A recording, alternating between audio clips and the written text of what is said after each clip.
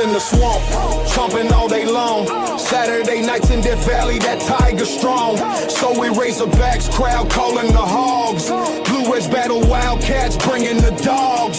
Show me Miss Zoe, black and gold fight. Boomer Sooner running on a Saturday night. Hook 'em horns, burnt orange in the sun. 12th man standing, Aggies get it done. Saturday lights, y'all know the deal. SC pride, we keep it real from the swamp to the grove. Let that crowd roll. It's water cooler talk, we talk that score. Saturday lights, y'all know the deal. SC pride, we keep it real from the swamp to the grove. Let that crowd roll. It's water cooler talk, we talk that score.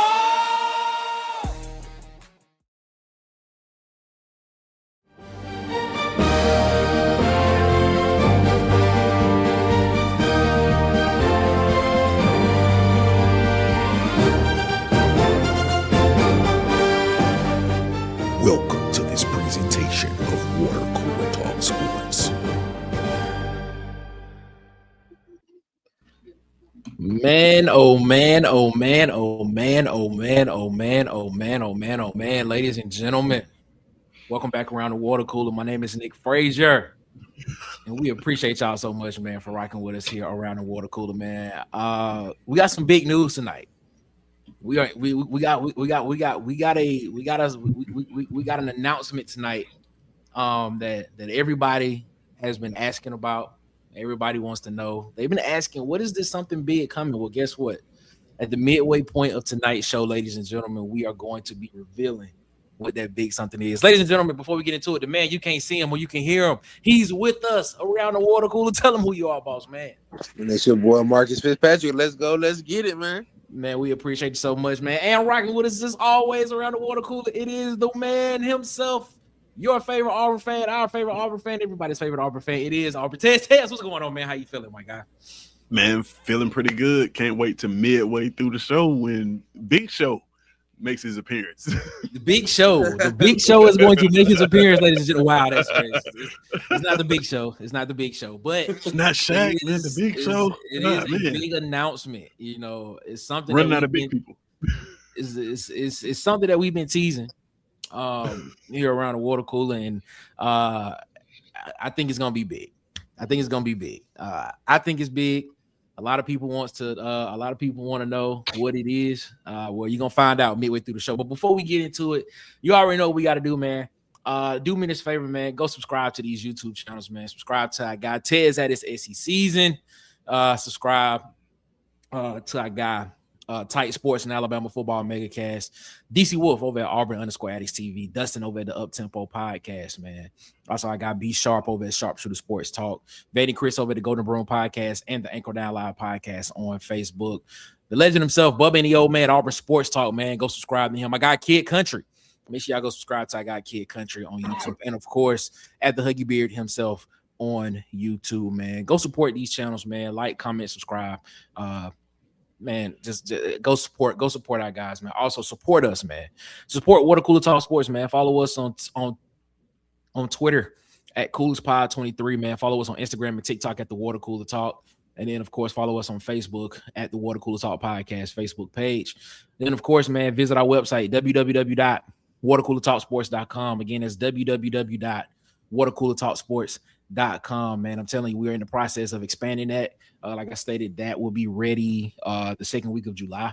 A lot of big things coming for Water Cooler Talk Sports, man. As you can tell, we are WCTS Network, Water Cooler Talk Sports Network, and we got to start acting like it. That's what we're going to do, man. So it's a lot of big things coming for the channel and everything, man, and we appreciate y'all so much, man, for being a part of it as well. Ladies and gentlemen, joining us around the water cooler, it is the man himself.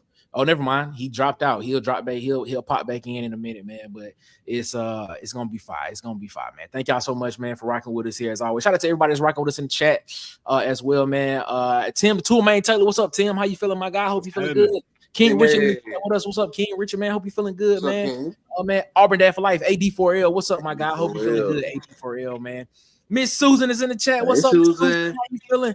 Hope you feeling good, man. There he is. I got Mike McKinney is rocking with us as well. What up, Mike? Hope you feeling good, man. Mario Cannon is in the chat. What's up, Mario? Rocking with us as well. What's up, Mario, man? Hope you feeling good, man. Thank y'all so much, man, for rocking with us. Mike McKinney got the eyes looking. I guess he want to know what this announcement is. It's coming. As I stated, midway through the show, we will be announcing something big. Midway through the show, man. It's Mark Henry, Mike.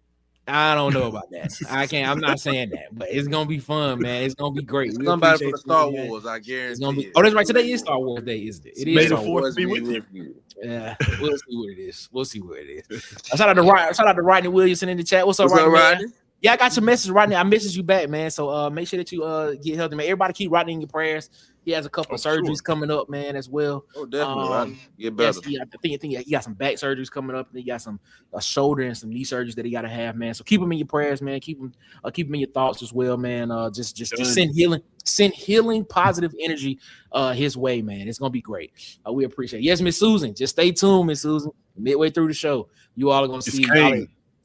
Y'all gonna understand what's going on, man. Y'all understand what it is. Ladies and gentlemen, your favorite insider, our favorite insider, everybody's favorite insider. It is Ant the Insider. Ant, what's going on? Fellas. What's up, going man? on, my God? We appreciate you so much. Fellas, let's go ahead. Let's get into this conversation tonight, man, because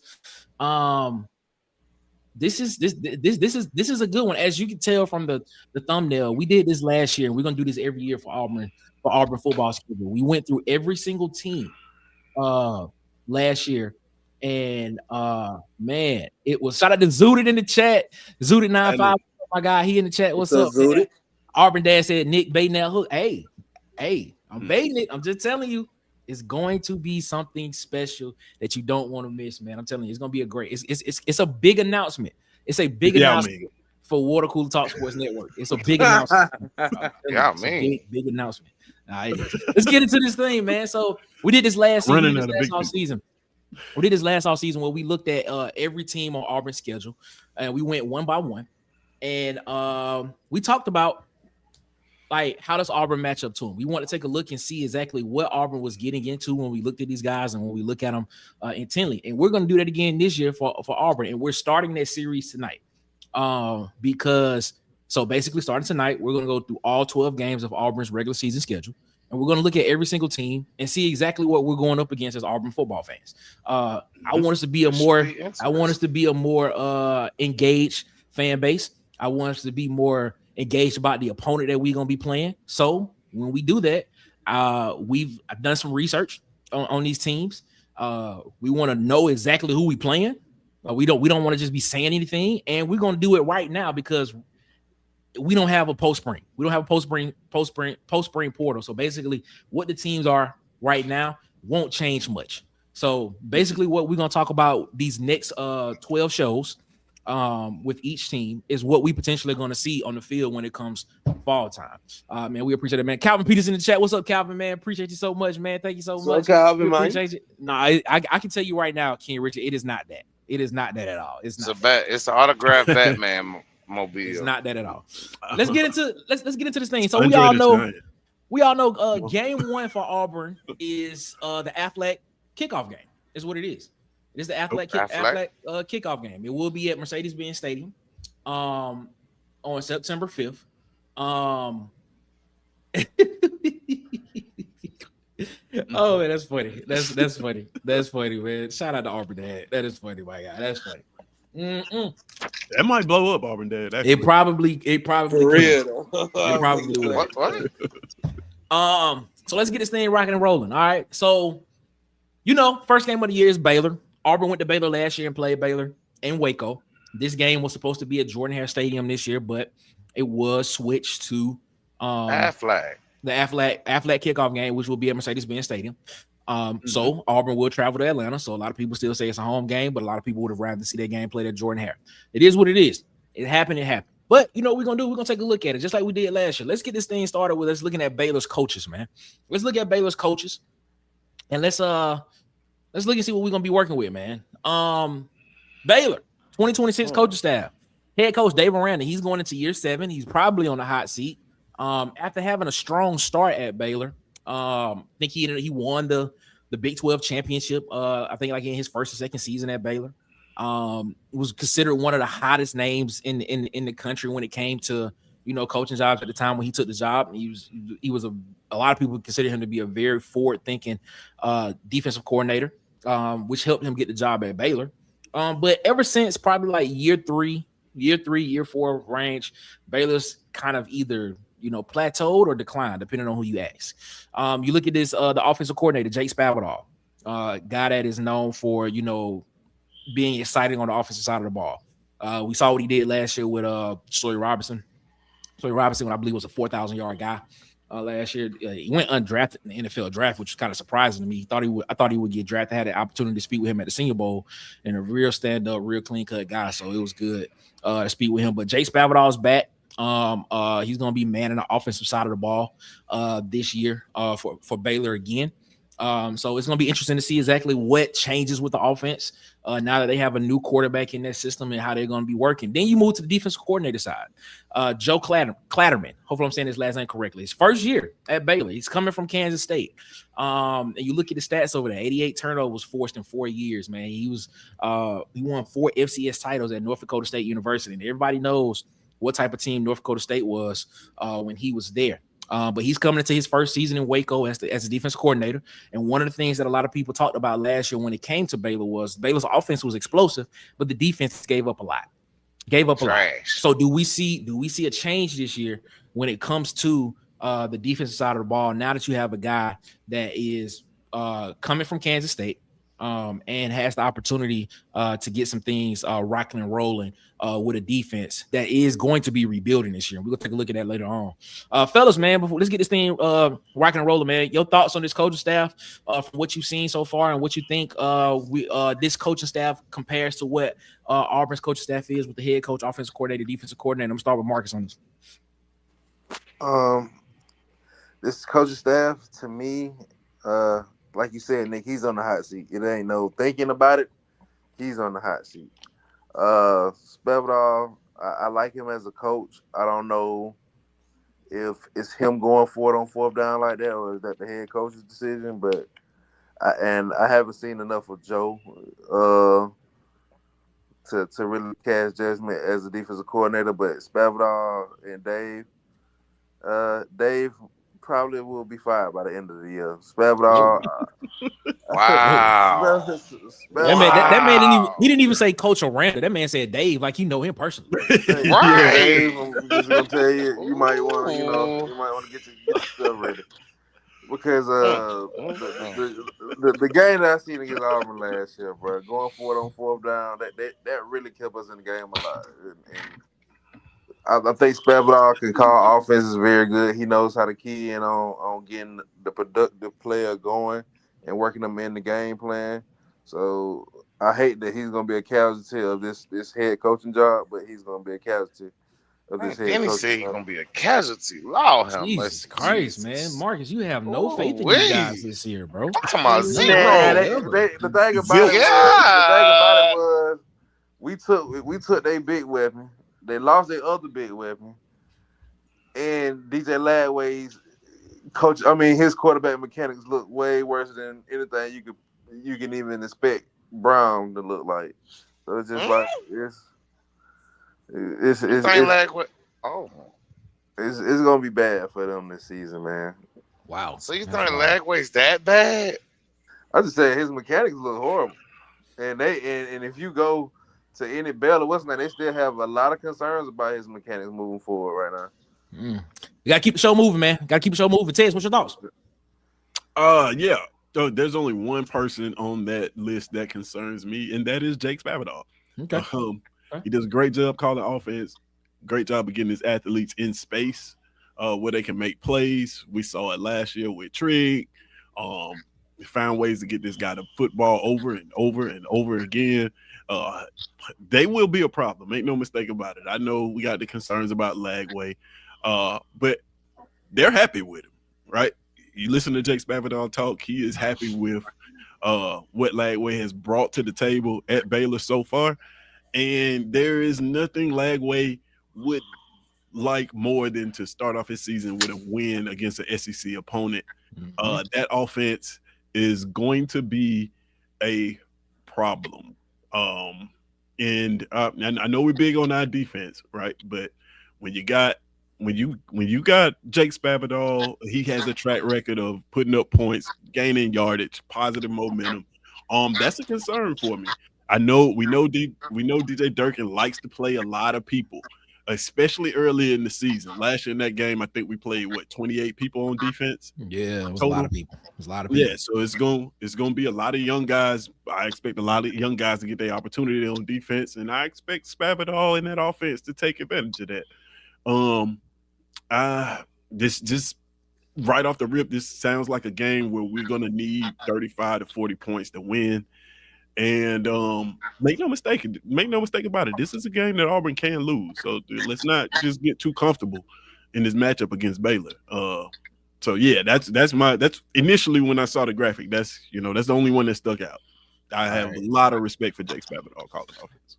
And man, I want you to take a look at this, man. We're talking about the schemes when we talk about Baylor, right? This is what you're looking at potentially, man. You talk about the offense side of the ball, talking about spread, pro style, play action type, dual threat quarterback. Everybody talking about DJ Lagway. You're looking at this was a top 33 scorer offense in college football last year. They averaged 30 plus points per game. But you're looking at a new quarterback and 4 new offensive linemen on the offensive side of the ball. And then when you look at the defensive side of the ball, like I said, this defense is actually in a rebuild stage. It was a bad defense last year. I think this defense ranked 15th out of 16th in like total defense or something of that nature last year in the Big 12. But now, bringing in Joel Kladman, who by the standards and what a lot of people are saying about him, is a guy that's just kind of like a no nonsense type guy when it comes to defense side of the ball. When you look at the scheme, and what's your thoughts on this, man? When you look at this and you look at what these coordinators want to do, how does this match up to what Auburn can do? Potentially what we see on the offensive side of the ball and what Auburn has shown on the defensive side of the ball, because majority of the returning production for Auburn is on the defensive side of the ball. What's your thoughts on that?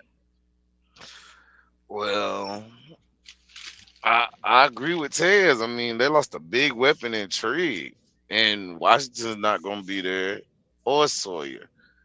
I mean, everybody knows Lagway has his ups and downs, so just depend on which DJ you get for that game. As far as they go on defense, didn't they lose a big pass rusher that they liked or whatever? I mean, I don't think they replaced him.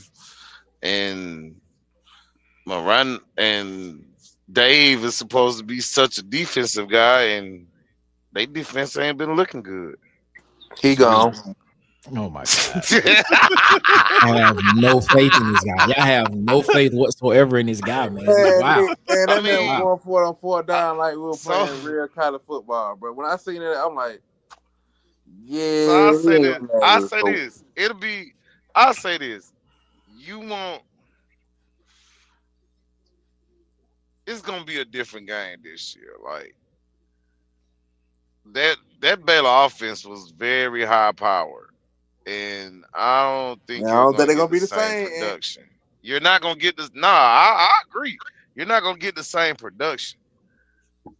The only thing I could really see them that would probably get them an advantage is Lagway, because you got to think we don't have nobody like on scout team like Lagway. Like Lagway and Brown kind of mirror each other. So I mean, it depends on what you're gonna do for scouting that week. Got you. Tell your thoughts. Yeah, I just kind of what I said earlier, man. I'm not of the belief that this offense will just take this massive step back because of Jake Spavital's history, right? That is what I'm going by. And on top of all that, this is a must-win game for both of these football teams. Very true. All right.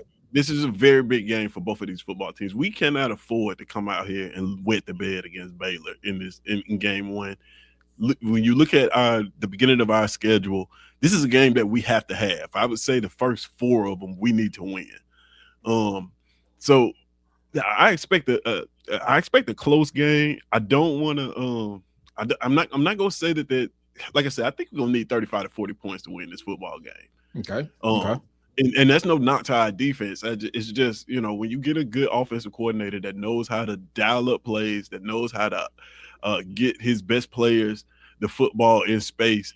I don't care what kind of defense you got. It's going to be a problem, right? If you can scheme that up.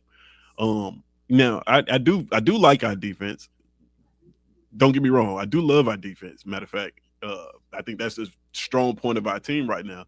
But offensively, we have not seen it come together as of yet, right? Now, I know. True. I know they did well at USF. I get that. But this collection of talent, we have not seen it yet. And if I'm being honest, it's a little bit of PTSD, right? I gotta see Golesh put this on the field before I go on the limb and say that this offense is just gonna be dominant in this football game, because the same thing happened with the last 2 offensive coaches. Very true. I hope. Wait a minute. Can't argue that. Wait a minute. Hubert did run the ball the first game. Now let's not. He ran his way right up out of a job too. Where is he now? Hey man, he ran the ball, Tez. They looked at very competent the first game. A lot of that. We looked competent the first game. Well, I beg to differ, because we had a whole episode where we talked about that, and maybe that's all we could do, right? When you look back at that season, and how the season played out for Auburn, it wasn't that we didn't have to throw the ball. Maybe that's all we had. When you go game by game after that and look at the passing offense, I mean, that's kind of all we had was running the football. So, I said that. I mean, I'm just saying, like, I want us to temper our expectations just a tad bit, because like I said, you got 2 teams that need this football game, and 2 teams with a lot of new pieces on offense. So, man, I want to say that we'll go out there and dominate Baylor, but history says that that may not be the case. I'm hoping that we get a win, because that is, like I said, it's a pivotal game for us, and them as well. I hope we can get that win, but I'm not going to win by 2 touchdowns. I'm not going to jump off the bridge just yet and say that, hey, we're going to dominate Baylor in that first game. This is a very important game for us. It's a very important game. I agree with you there, man. But what makes it, and I want to touch on this because I want to talk about this later on in the show. Why is this game so important? Is this game important from the fact because, for one, this is going to be seeing Alex Golesh in his first time at Auburn doing what it is? Or is this game important because this can set up potentially the rest of his tenure at Auburn? Not just this season, but his tenure at Auburn with Alex Golesh. Or is this game more important for Baylor because of the fact that, to what Marcus has said, that it seems as if Dave Aranda is on the hot seat. And because of that, if that is the case and that pressure is underneath him, I have to agree with Tez. this is probably the most dangerous game for Auburn, because it doesn't not only just set the tone for the rest of the season, but it sets the tone for the rest of his tenure as Auburn's head coach, especially when you got a coach on the other side of the field where everybody is saying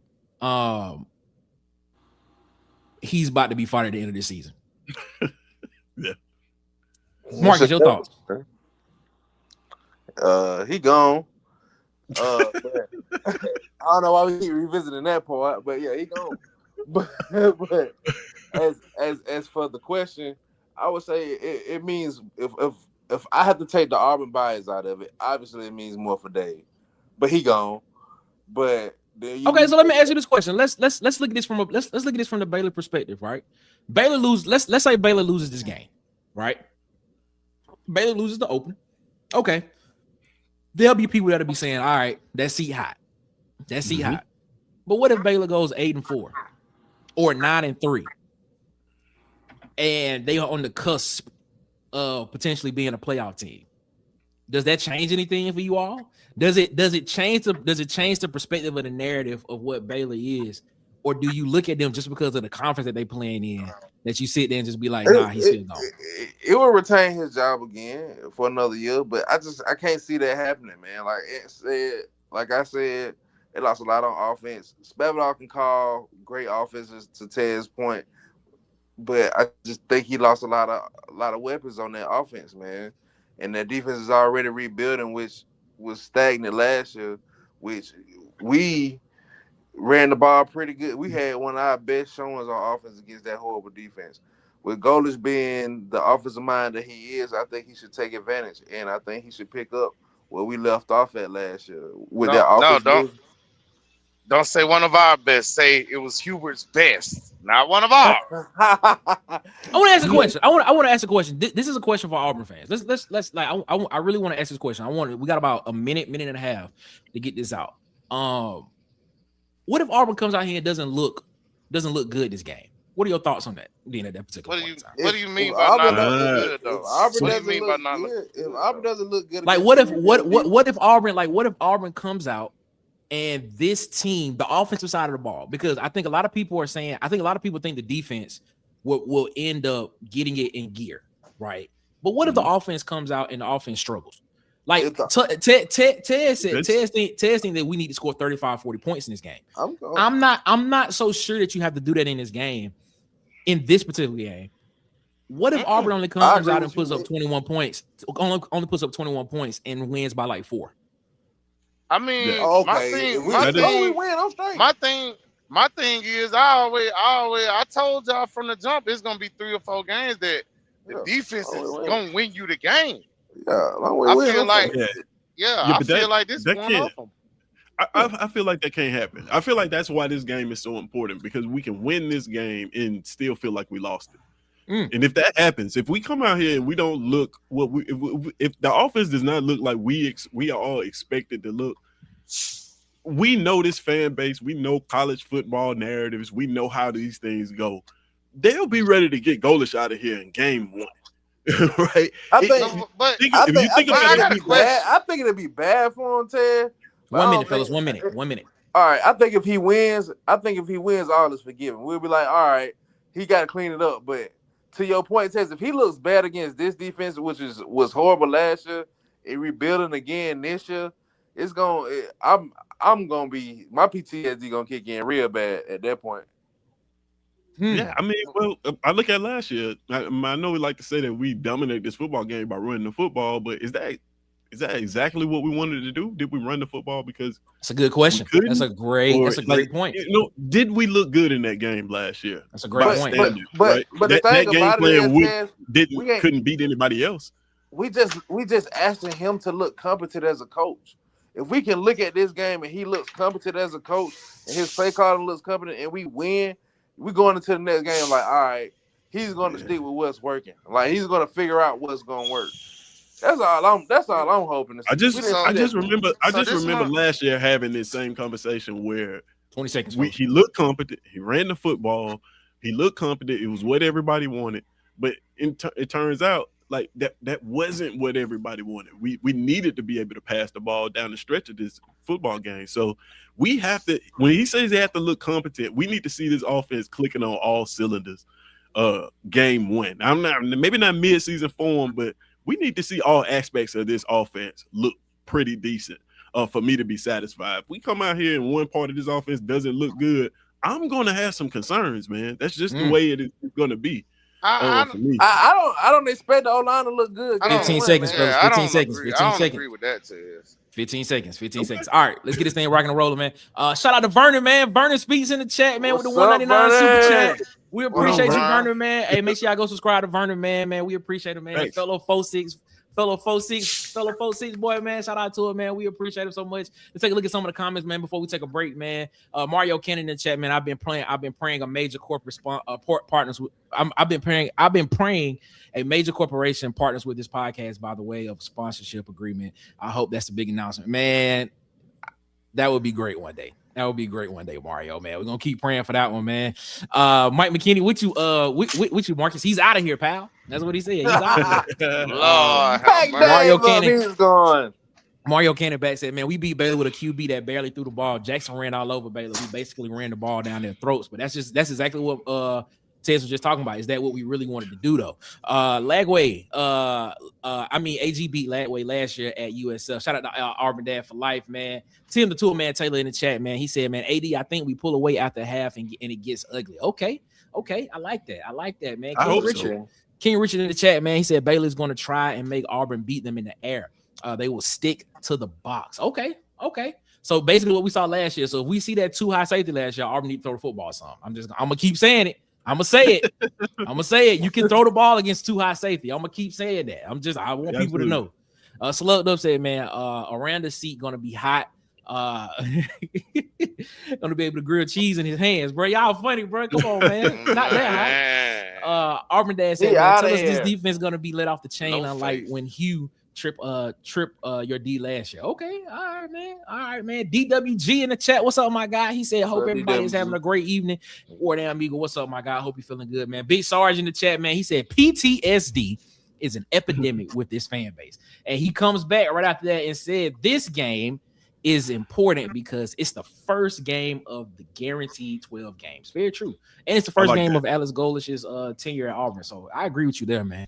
My favorite Auburn fan, Connie in the chat. What's up, Connie? It'll make that win when we get against them look a little bit better. War Eagle. Shout out to Connie, man. We appreciate you, man. Mario Cannon coming back. He said, man, these universities are not playing with coaches anymore. If you're not Kirby or of that caliber, you got 3 years to improve a program or we're looking for another coach. I agree. That's the reason why I think this game is very important to see what the tenure of what this tenure can look like. Especially my saying is whatever you are by the first 4 weeks of the season, that's what you're gonna be for the rest of the year. Susan, what's up, Susan? My other favorite Auburn fan said half the fan base will come apart, other half will say wait and see, we'll be okay. Oh yeah, we definitely get ready for that for the first 4 to 5 weeks of the season. I can tell you that right now. Yeah, for sure. King Richard said, man, the offense will struggle at the beginning of the season, but we will see this offense grow every week. Our coach is going to do everything possible to make this happen. Shout out to King Richard, man. We appreciate that. And Nicholas Walls. I agree with that. Nicholas Walls in the chat. What's up, Nick? He said, man, first game of the season will be a learning experience for the coaches and the players. I expect this team to get better as the season progresses. We will win Baylor, but I won't panic with we will win at Baylor, but I won't panic with the win. Okay. All right. I like that. Ladies and gentlemen, we're gonna take a break right now, man. We're gonna take a quick break. We're gonna let some of these ad rolls a little bit, and then we'll be back after these ads roll. Give the people that do sponsor us some play, and we appreciate them so much. Let's get this thing rocking and rolling, man. And right after this, after the ads roll, the news is coming, ladies and gentlemen. Get ready. It's big news. Let's go, man. Everybody wants to look like a star when they step out, including you. That's why Hollywood Media got you covered. From clean portraits, corporate events, and even athletic events, they capture it all. These ain't just pictures. This is your moment. Follow now on TikTok, Instagram, and YouTube at Hollywood_media. And follow on Facebook and Hollywood Media with 2 A's. Hollywood Media. Feel like the star you are.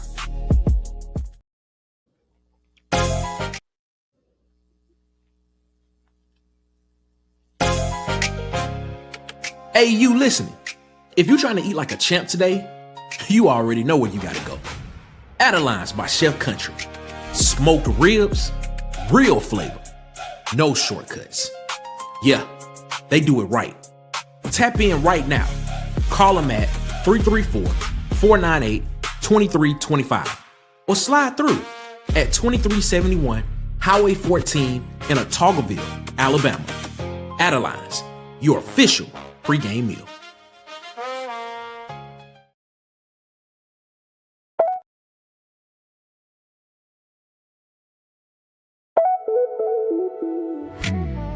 You want a solution to protect your family in a moment of crisis.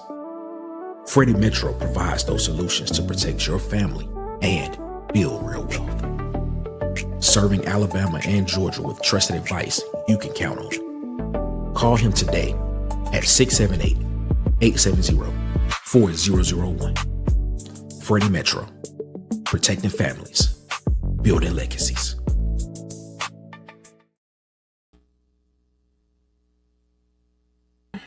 Yes, sir, ladies and gentlemen, man. Also, man, as I stated, we want to support the people that support us, man. We appreciate them, man. Shout out to our guy DJ.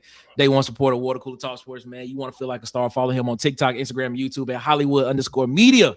It's Hollywood and EY. And then, of course, follow him on Facebook at Hollywood Media. With 2 A's, man. Shout out to our guy DJ for rocking with us and supporting us as well, man. Also, man, our guy, Chef Country. Adelines by Chef Country, where we do it right. 2371 Highway 14, Otagoville, Alabama, man. Go check them out, man. We'll be there October 17th, 2026 for the Auburn versus Georgia game. We'll be there in person, live. We'll be doing a show. So make sure you come check us out there, man. 2371 Highway 14, Otagoville, Alabama. Even if you want to go before we get there, man, take a day trip up to Adelines, man. Shout out to our guy, Chef Country, man. Today is actually his 13th wedding anniversary. So congratulations to him and his wife. Happy anniversary to him and his wife, man. 13 years, man. That's great as well, man. And also, man, a new sponsor in this thing, man. Freddie Metro, man. Shout out to our guy, Freddie Metro, man. If you got questions about life insurance, you got questions about real estate, but if you want to protect your family and build some real wealth, man, reach out to our guy, Freddie Metro. You can follow him on YouTube at Freddie Metro. You can call him today at 678-870-4001, or you can email him at freddiemetro@gmail.com, man. Building, protecting families, building legacies, creating wealth, man. Shout out to our guy, Freddie Metro, man. If you want to take advantage of that, man. We appreciate y'all so much, man, for always rocking with us, man, and continuing to mess with us and keep it rocking with us, man. Shout out to everybody that's out here rocking with us in the chat, man. We appreciate y'all so much. That man said Top Dog Law in this thing, Crown Dog Law was. I see you, Mike McKinney. I see you, man. Ladies and gentlemen, this is the part that everybody's been wanting to know, man. They want to know what the big announcement is. That's what they want to know. Tez, Marcus, and they want to know what the big announcement is, dog. I want to know too. I'm nosy like dude. Dang, It's bro. Kane. It's Kane. It's Kane, not Kane. They want to know what the big I'm running announcement out of is. big people, man. We gotta. It might be Mark Henry. I don't know. Is it Mark Henry? I want to know what's going on too. I don't know. Is it Roman Reigns? Nah, I don't think it's Roman, dog. I don't think it's Roman. I don't know if it's Roman. Jacob Nah. Fatu. You know what? Let's start with the small one first. This is Nada. This is a no, that would be great. Now the first one is a programming change to Water Cooler Talk Sports Network. It's programming change, man. It's programming change. Around the Cooler will now just be 2 days a week. Starting Monday, June 29th, will be Monday and Wednesdays, 8 p.m. Eastern, 7 p.m. Central. Is what will be around the Cooler. That's what it will be.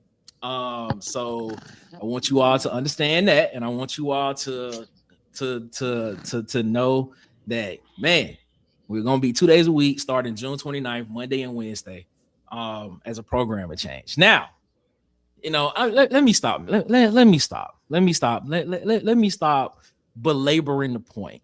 The thing is, man, it's a new experience that we about to do here around the water cooler, bro. It's a new experience. And a lot of people have asked me about this, and they asked me, why don't you do it? And I was like, man, I don't know how to do it. I don't know if I'm gonna be able. I got it. Like, in order for me to do this, I have to do it right. We on YouTube, and I want to give you elite content. They go that word again. That's what I want to do. I want to give you elite content. I want to give you TV quality content on a streaming platform. And I think we found a way to do that. Ladies and gentlemen, everybody's asking me, Nick, are you going to do a morning show? You should do a morning show, Nick. That's what you should do. Well, ladies and gentlemen, your wish has come. Ladies and gentlemen, starting June 29th, adding to the network, a new morning experience is here. It is the pregame playlist. It is a 2-hour morning show starting June 29th, Monday, Tuesday, Wednesday, Thursday, Friday. You are going to get your morning, your sports, your playlist. Ladies and gentlemen, this is something that is not being done on YouTube right now. You are going to get culture, you are going to get music, and you're going to get sports talk here on YouTube 5 days a week. Monday, Tuesday, Wednesday, Thursday, Friday. I figured out a way to make this thing work and to give you quality. And ladies and gentlemen, I figured it out. And we're going to do it. Starting June 29th, 9 a.m. Eastern Standard Time, 8 a.m. Central Standard Time. A 2-hour morning show is coming to Water Cooler Talk Sports Network, named the Pregame Playlist. And I'm telling you, it's going to be fun. The tagline, your morning, your sports, your playlist. We're going to have a great time, ladies and gentlemen. We hope you join in with us because it's going to be a fun time. We are going to take a break. We are going to take a 2-week break starting June 15th from YouTube. Take our little 2-week vacation that we normally take in June. And then when we come back on the 29th, the pregame playlist will premiere and debut. And I'm telling you, you are going to enjoy it. It is going to be fun. It is going to be sick. It is going to be, I think this is going to be something that changes the way you look at morning shows on YouTube forever, in my opinion. It is what it is. But I haven't seen the comments. I got to see what the comments say. You're gonna be better than ESPN right here, man. I got to see what the morning is gonna say. But there it is, ladies and gentlemen. That is the big news. This will be in your ear for the next couple of weeks, man.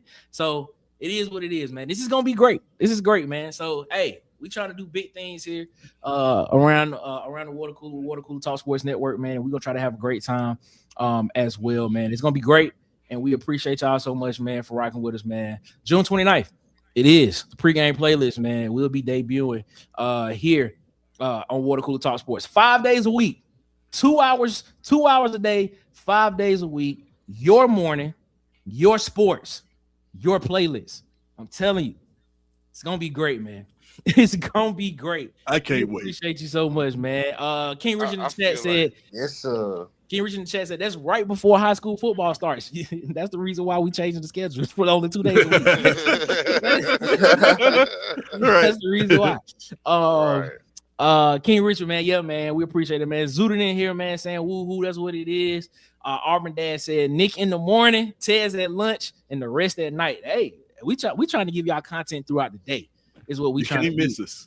And we want y'all to be a part of what we are trying to build here. Like, we taking this serious. Like, we've been playing a little bit, but now we taking this thing seriously, and we want to be for real about it. And so that's what we're gonna do, man. We appreciate that so much. Yes, the pregame playlist, man, it's coming. I'm telling you, the way to start the day, your morning, your sports, your playlist, man, is coming to Water Cooler Talk Sports Network, and we want you all to enjoy it as well. You're gonna hear some music that's written by me. And it's gonna be lit, man. So I'm telling you, man, it's going to be a Metro good Boomin wants time, some man. more. So we're gonna have a great time with it, man. We thank y'all so much. That man said I'm gonna need a portable charger for this one, man. That was funny, man. That is funny, man. That is funny, bro. That's funny, man. What's up, Latoya, man? Shout out to Latoya in the chat. We appreciate you in the building. Marcus, they want to know when SEC Heat check coming back. The people want to know, Marcus. Not the trout. Hey man, it's right around the corner, man. I gotta take care of some family business, and we'll be right back, man. It's right around the corner, though. They ready to get the door back swinging. They ready, man. Man. They ready, bro. They want to know. They want to know, bro. They want to know when is SEC Heat check coming back, Marcus. That's what they want to know. That's what they want to know, Marcus. They want to popping know. off the stove, man. We're gonna get y'all back in there. I'm just saying. Swing my door. Swing my door. Just saying. Before we get back into the conversation, I want to mention it again. The pregame playlist, your morning, your sports, your playlist. A 2-hour morning show is coming to Water Cooler Talk Sports Network live on YouTube. June 29th, 2026, man. A new morning experience is here. People have been asking about it. You got it. You got it. 2-hour shows, 5 days a week. The pregame playlist, baby. I need y'all to get hyped for this. Because we coming. We coming. The pregame playlist, ladies and gentlemen, I'm telling you, man, I'm excited about it. I hope y'all can feel the excitement in my bones about what this potentially could be, because this could change what YouTube and what sports shows and what morning shows can be. Not just your average just sit in front of the camera talk, but an interactive experience where you get to hear music, you get to hear culture, you get to hear sports. I'm telling you, this is different. We're going to have a great time, ladies and gentlemen, man. We want y'all to tune in, man. We want to be a part of your morning from 8 a.m. to 10 a.m. Central, 9 a.m. to 11 a.m. Eastern Standard Time, 5 days a week, 2-hour shows, man. The pregame playlist, we coming, and we want y'all to have a great time with it. And, man, we're going to have a great time. So it's going to be great, man. All right, man, let's get back to the show, man. We got to get back to this Baylor talk. Let's take a look. Let's take a look at the potential depth chart for what we potentially could see from Baylor, right? Let's look at Baylor's offense, right? Baylor's offense. Everybody talk about DJ Lagway. You talk about the running back Dawson Pendergrass. And everybody knows that Bryson Washington, who was in that running back room, is now at Auburn. You look at Draylon Miller. And this is all post-spring. From what the depth chart could look like post-spring. Taz Williams, Gavin Freeman, Tony Livingston, who was at Florida with DJ Lagway. But then when you look at the offensive line, you're looking at potential guys like Logan Moore, Cole Red, Walker, Asher Hill. And I think Caden, I can't pronounce his last name. I could pronounce it last year. I think he's the only returning starter that was on the offensive line or in the offensive line room with Baylor last year. Colton Price is now at Kentucky. Who was on the offensive line, who was in the offensive line room. He was there. You look at the bottom, it says only one returning starter and 4 portal additions, and they have a new offensive line coach. So to your point about the heat that's being felt on this coaching staff, you're seeing a lot of changes in certain places to where games are won. You're looking at it in the trenches, in the offensive line. That's the problem. That's the question that we had last year as Auburn fans, offensive line. You seeing that. Now let's take a look at the defensive side of the ball. You get to the defense side of the ball. The defense side of the ball is rebuilding, bro. Transfers. You got some returning guys who did not play a lot last year, as well. But you also have a new defensive coordinator on there. But the biggest transfer on this team is Hosea Wheeler, transfer from Indiana. He was part of that defense at Indiana that won a national championship last year. You look at his stats: 31 tackles for loss, 4 tackles for loss. He had 11 QB pressures in 2025, as well. And he's now going to be in the anchor, in the middle of that defense, this year, for Baylor. And seeing exactly what he potentially did last year with Indiana and how he helped them, get to a national championship. When you look at this, start with Tez on this one. You look at this, does this not, a guy that won a national championship last year on a team that was just disciplined, that knew what they were doing, and now he's coming into a new program, and now they are hoping that he brings some of that with them. Do you not think there's a mindset change on the defensive side of the ball? Because as you stated, The offensive side of the ball is going to be electric. But the problem with this team with Baylor last year was the defense. So you bring in a guy like 6'3", 300-pound guy that played on national championship team last year. Do you not look at this defense differently moving forward? Well, that's a great piece to have. I don't know what to make of them. I think they probably will be a little bit better than last year. But the most important thing is they're facing a rebuilding offense too. I know we brought in a bunch of guys from USF, right? But in totality, the offense is being rebuilt from the ground up. So we have just as much uncertainty on the offensive side of the football as they have on the defensive side of the football. The only people that are certain about our offensive side of the ball is Alex Golesh and the people that came with him.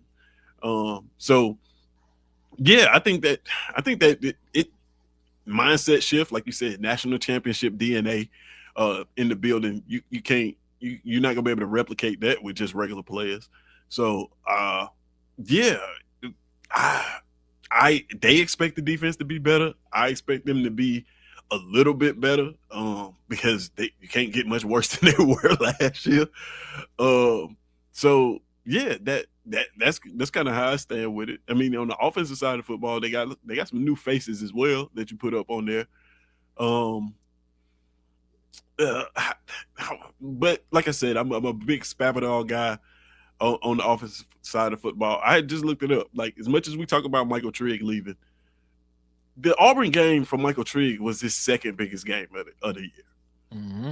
Right, with 99 yards. I think Kansas State, he had 155 yards. Every other game was, other than that, was like maybe 70 yards or worse. He had a couple 14-yard games, totaling up to almost 700 yards. So it wasn't like he was an unstoppable player.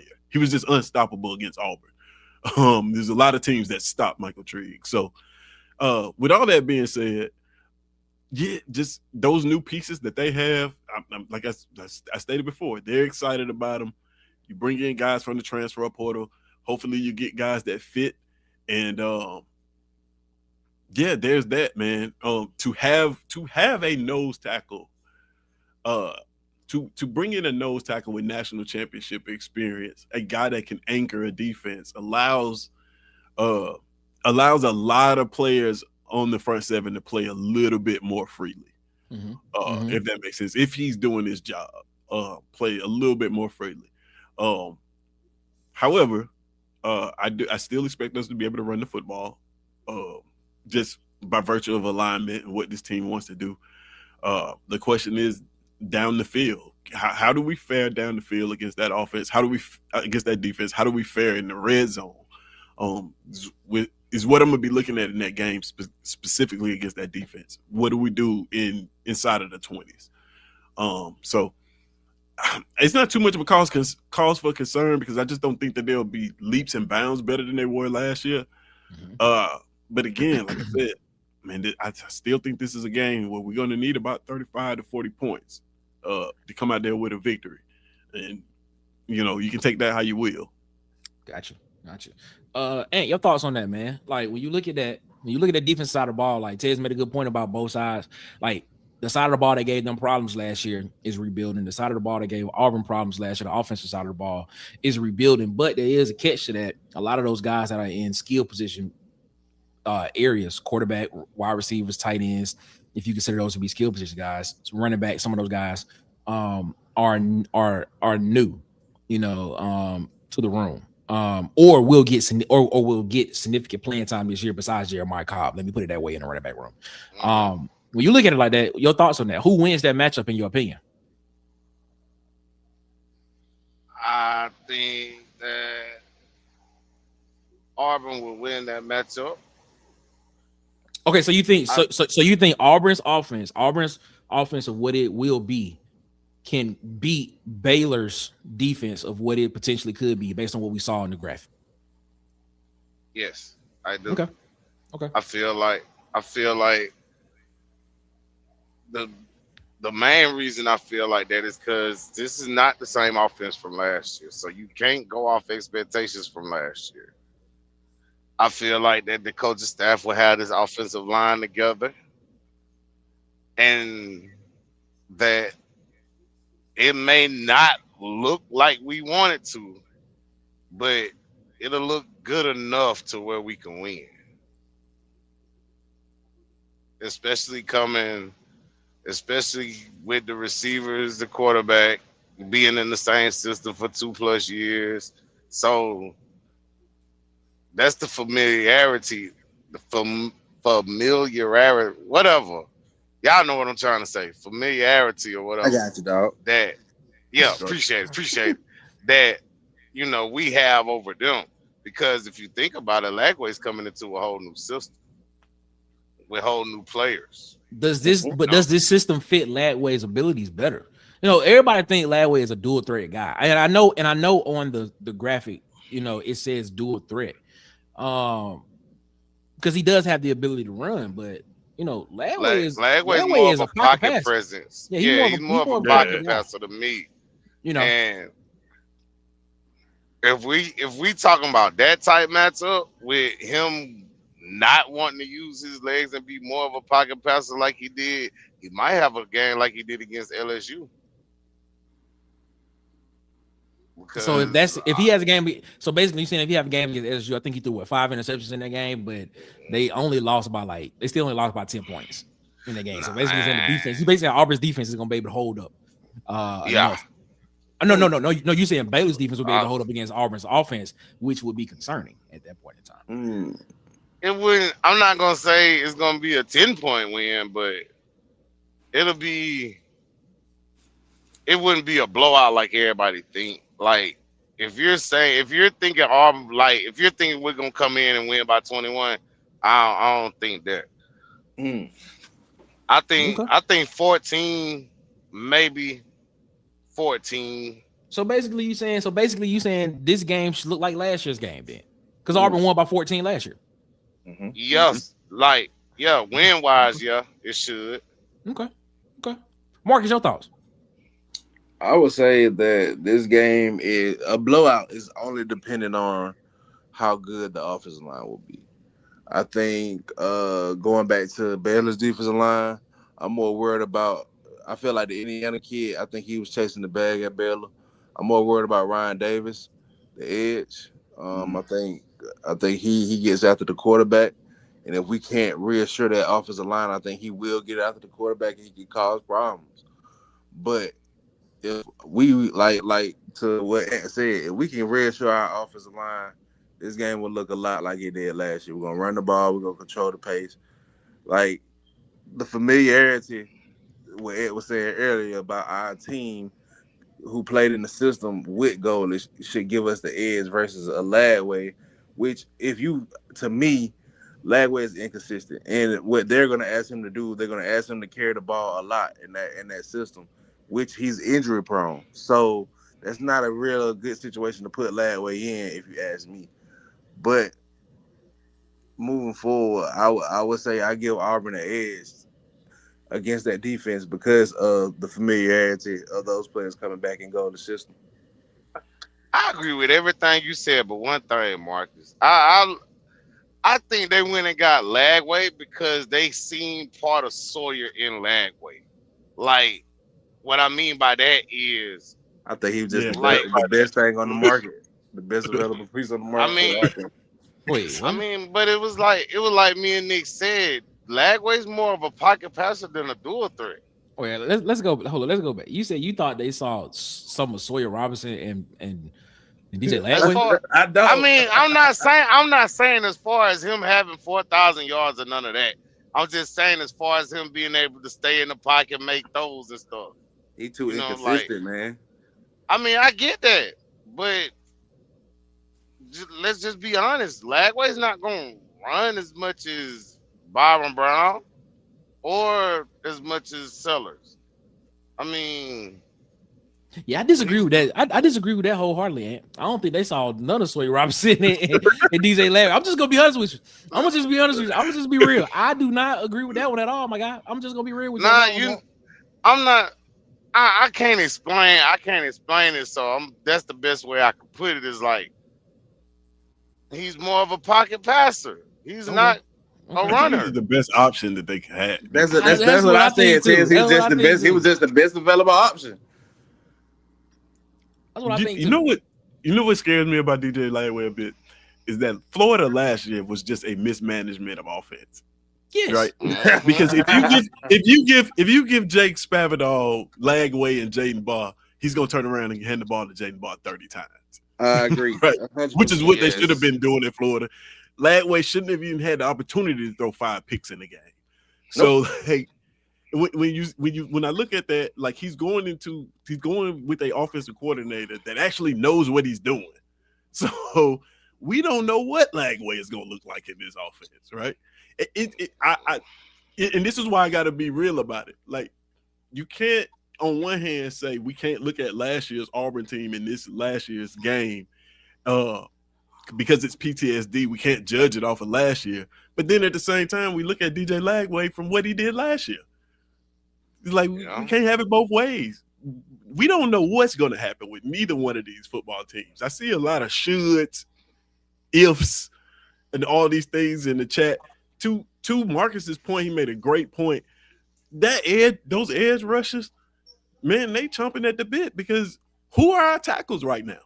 Mm-hmm. We're waiting on one to get healthy. Yep. And then we move guys around. Like, man, listen, I'm not saying that Auburn is going. I picked Auburn to win this game, guys. All I'm saying is I've been here before. I've been here before. I remember this same chat, some of the same people in the chat last year after the Baylor game and how excited we were to win this football game. And then it was just a tale of things to come. So all I'm saying is, man, just let's be realistic about it. If we get out of this game and we get a win, cool. But I definitely want to see our offense look the part, right? I want to see it look the part. It didn't look the part last year. It looked like a service academy offense against Baylor.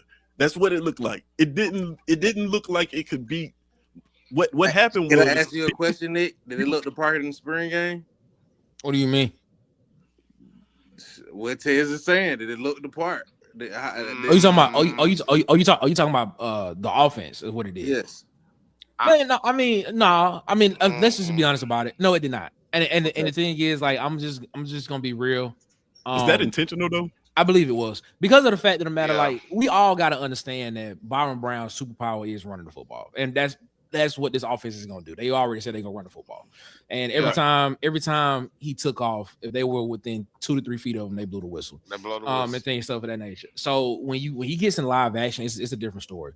But what was I'm not gonna say concerning about it, but was in those type of games, the reason why Tia looked better was because Tia was more accurate and he made decisions quicker with the football.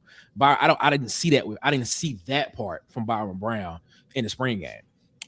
In my opinion, people may have something totally different to think about that from what they saw, or from if you were there at a spring game and you saw that. I believe the reason why Tia looked better in the way it was structured for that game, it was because of the fact that Byron Brown couldn't run the football, and he wasn't. And that's the better part of his game.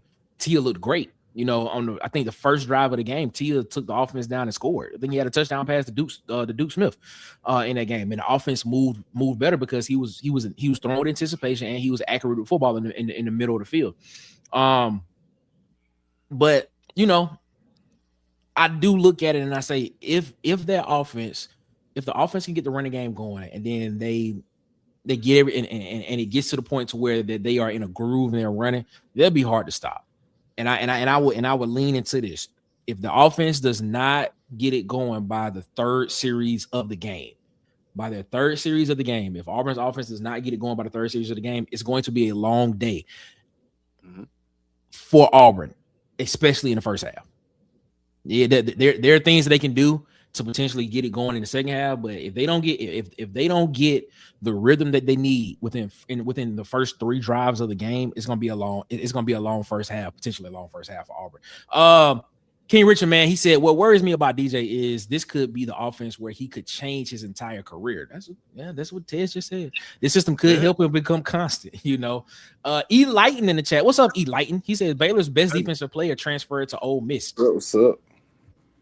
Yeah, Keaton Thompson, if I'm not mistaken, is the guy, is linebacker that transferred, and things of that nature. So yeah, you got a point there. So a lot of guys, like I said, you're looking at a defense on Baylor's side. I'm gonna put the graphic up that is really rebuilding. A defense that's really rebuilding. A lot of guys that's returning, but a lot of guys that didn't play. I think LeVar Thornton had some playing time last year. I look at other guys on this team, you know, Zeno, he had some playing time, but everybody else is either a transfer or this is going to be their first time getting real, you know, top, you know, playing time in this defense and things, stuff of that nature. So, you know, it's going to be interesting to see, man. Before we get out of here, man, I want to take a look at what Baylor's top impact players, what they look like, what they could look like this year. Number one, you got DJ Lagway at the top, 6'3", 247 pounds, transfer from Florida. You look at what he did last year, just under 2,300 yards, 16 touchdowns, 14 interceptions. You saw Dawson Pendergrass, who's returning. He missed all of 25 with a foot injury as well. So he'll be in that backfield. And then, of course, everybody know Bryson Washington is an Auburn Tiger now. Hosea Wheeler, we talked about him at nose tackle, transferring in from Indiana. He was on the team that won the national championship last year. 31 tackles, 4 tackles for loss, 11 pressures from the defensive line spot. You know, we talked about Bobby Jameson Travis, who had 25 tackles from the defensive line spot for Auburn last year.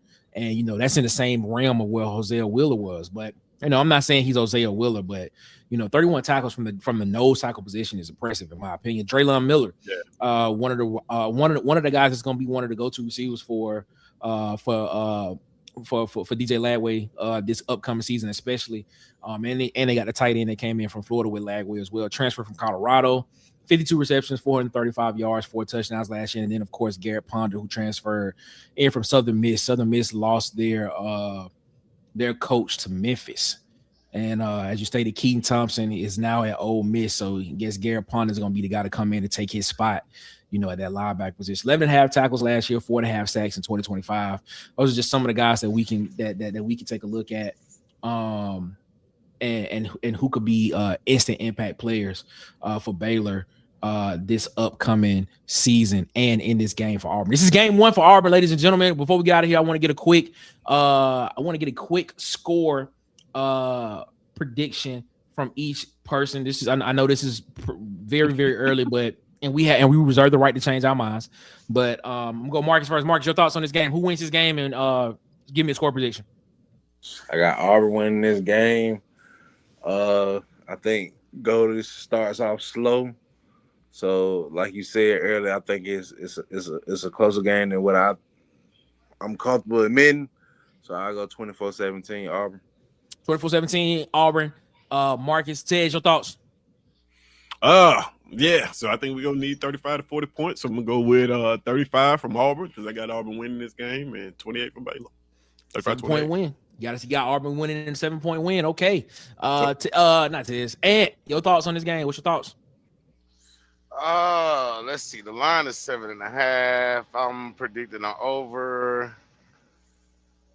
I say 38-17. And 38-17, man. I think this game is going to be one of Auburn's lowest scoring games of the season. I think Auburn can still potentially just with like if they get in rhythm, this offense can score and score fast and score a lot. But I don't think they get in rhythm as quick as people think they do. I have this game. I think the defense is going to. I don't think there's a drop off in the front seven of this defense with Auburn. I really don't. I don't see that big of a drop off. My questions are probably on the corner at the corner position in the secondary. I think I'm cool. I think I'm solid with the secondary for Auburn with Fagans and with Winters and with Matthews and all those guys back there. I think I'm solid with them. Even though Andre Jordan Jr. did it against Penn State, I think a lot of people still want to see him do it in the SEC. But I think he'll be solid. Those are just my two questions right now at corner. It's the corner. I think I got Auburn winning this game 31-20. Auburn winning this game 31-20 in a win is where I got. I don't think I think you see this offense potentially get to where I think you see this offense beginning of the season, get to probably 65-70% of what it can be. There'll be some mistakes, and after that, I think they can. If the offense looks bad by our standards, and they put up 31 points, I would be inspired for the rest of the season. Can I say one thing before we go? Go ahead. I'm not gonna say this is the most important game of the season. Oh, this is the most important game of the season, in my opinion.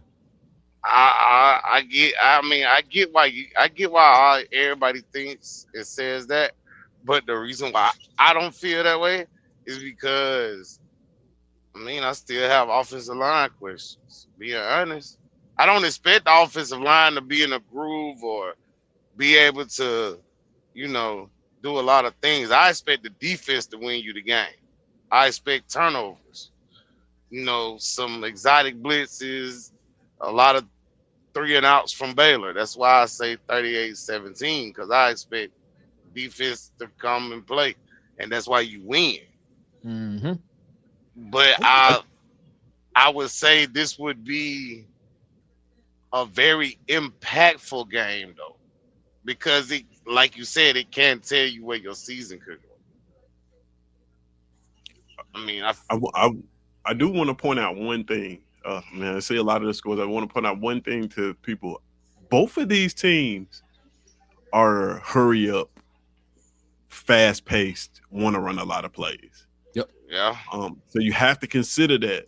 I know we love our defense, but they're going to be on the field a lot. That other defense is going to be on the field. That's why I said that like maybe 40-some points we need to win this game, because both of these teams want to go extremely fast.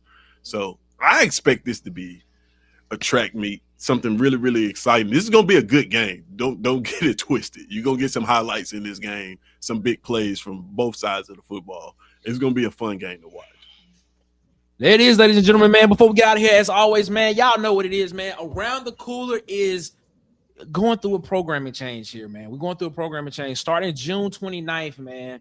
We will be every Monday and Wednesday, 8 p.m. Eastern, 7 p.m. Central, man. We'll be doing Around the Cooler here on Water Cooler Talk Sports Network, man, as well. So I want y'all to know that starting June 29th, we'll be 2 days a week with Around the Cooler.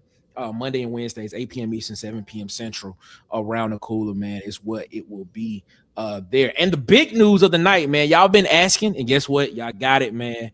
A new morning experience is here, ladies and gentlemen. The pregame playlist, a new 2-hour morning show with your boy Nick Frazier, man, premieres June 29th, 2026, 9 a.m. Eastern, 8 a.m.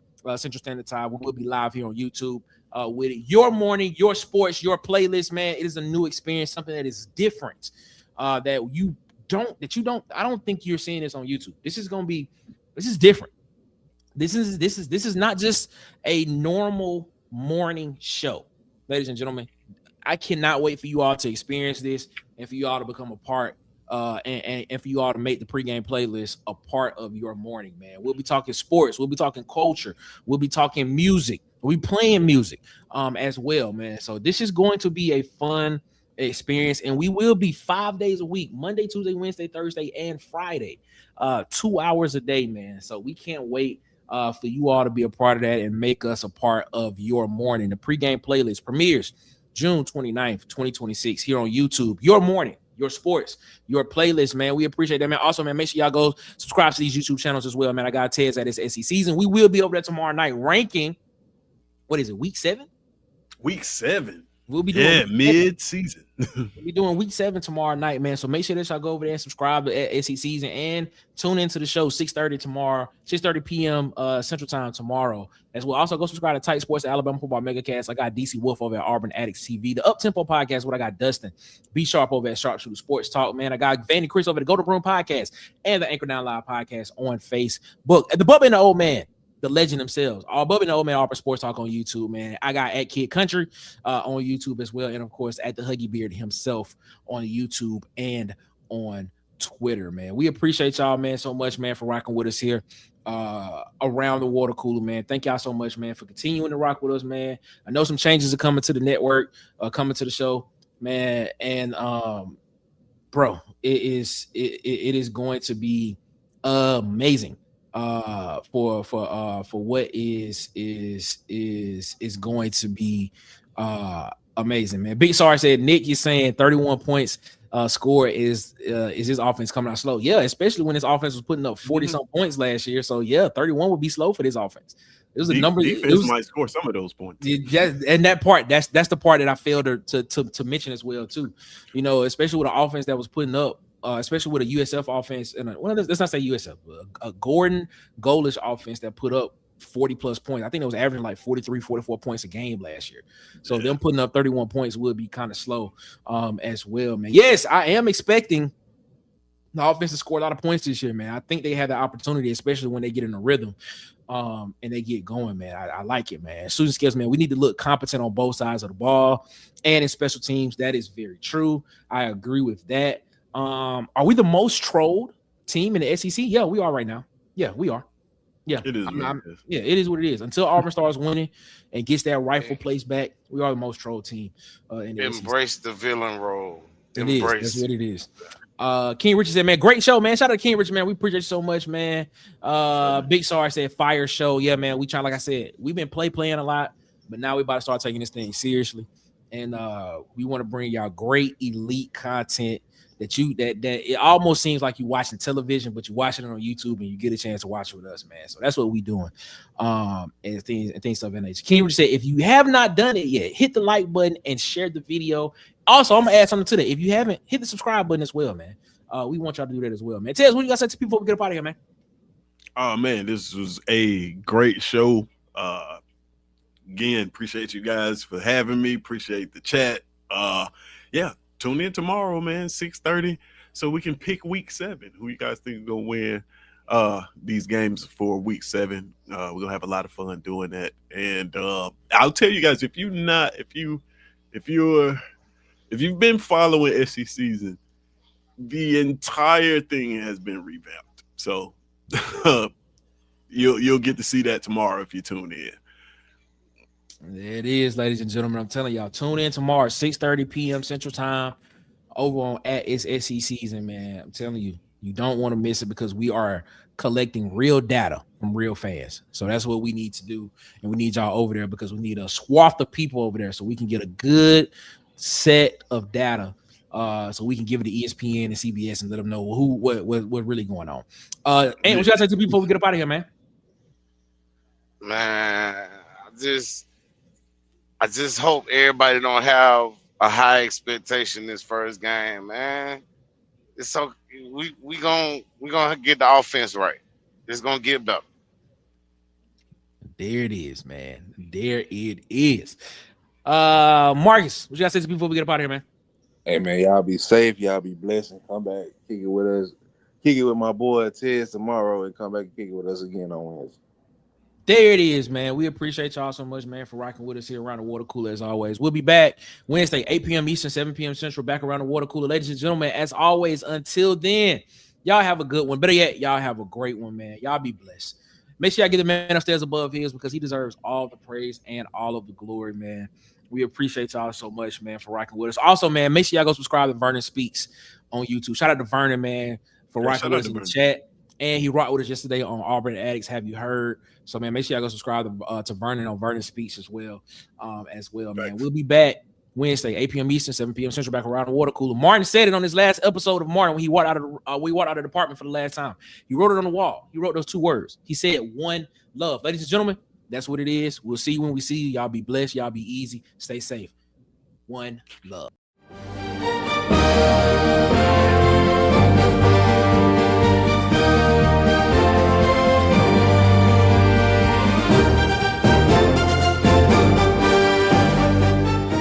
This has been a presentation of Water Cooler Talk Sports.